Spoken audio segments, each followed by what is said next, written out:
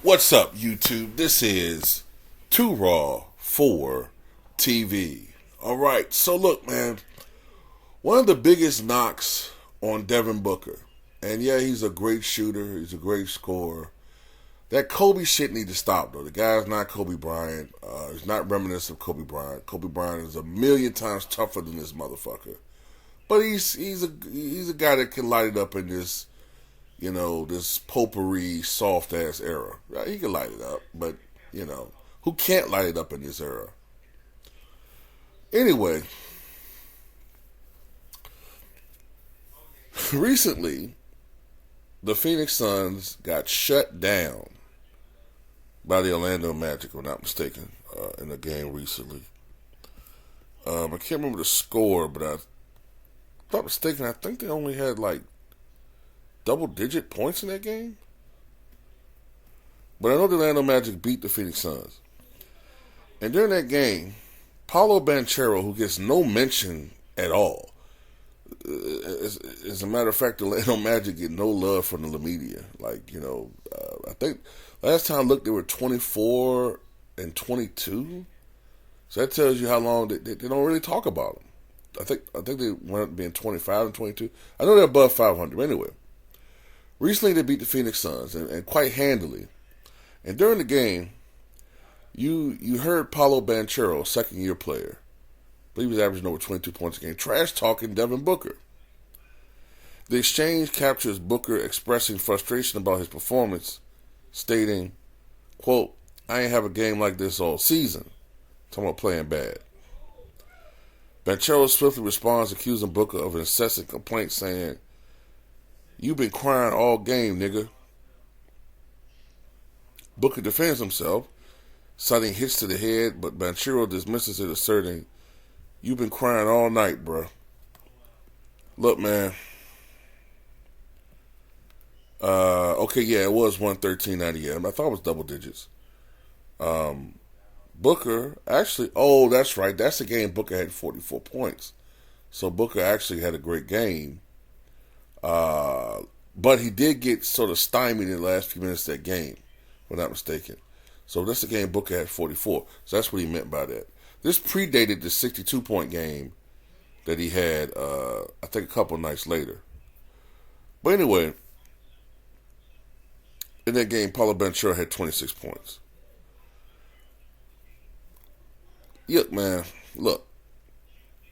It is true that Devin Booker's a crybaby, man. I mean, you can have your opinion about it.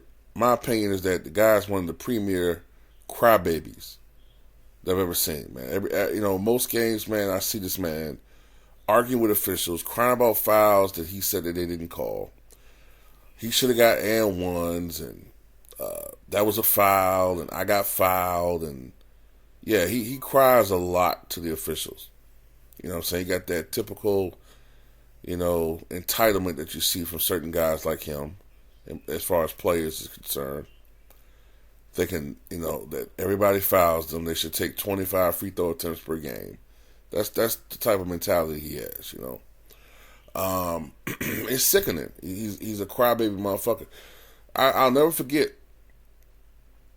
I think they were playing the Toronto Raptors, and the Toronto mascot was in the crowd, and the crowd behind the basket.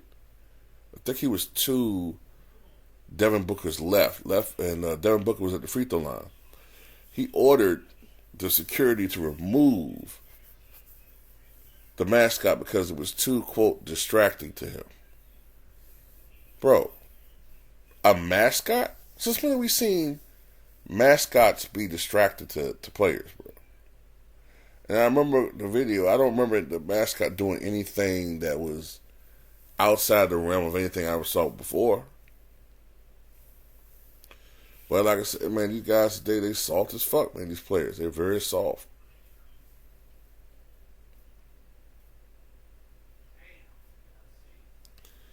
Soft as hell, man.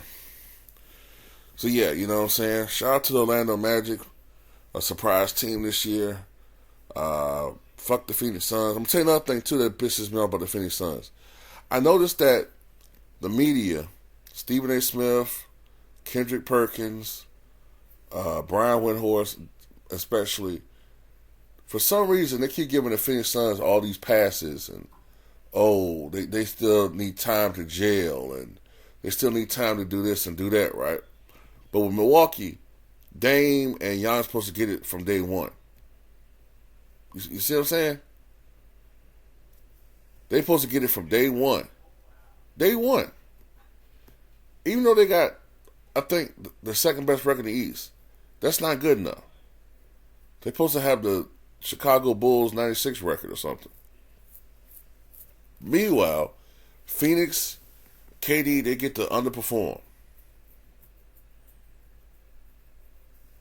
Now, I know some of it's due to injuries and all that. I get all of that, man.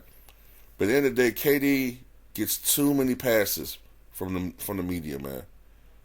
Too many. They didn't get the job done in Brooklyn. They failed there. They're underperforming in Phoenix. It's always an excuse for this man. But anyway, that's all I got to say about it.